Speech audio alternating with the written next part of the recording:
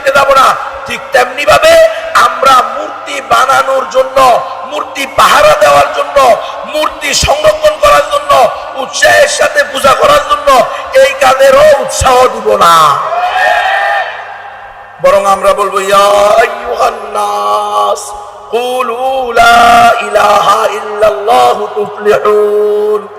দুনিয়ার সমস্ত মানুষেরা, ও হিন্দুরা, বৌদ্ধরা, চাকমা, ত্রিপুরা, বং, কাশিয়া, চাক, লুসাই, খুই, ব্রু, মুরুং, বার্মা, তঞ্চঙ্গিয়া, মণিপুরা, সাঁওতাল, গারো, ইহুদি, নাস্তিক, মুরতাদ, বেঈমান যত জাতি আছো, আসো পড়ো লা ইলাহা ইল্লাল্লাহু মুহাম্মাদুর রাসূলুল্লাহ।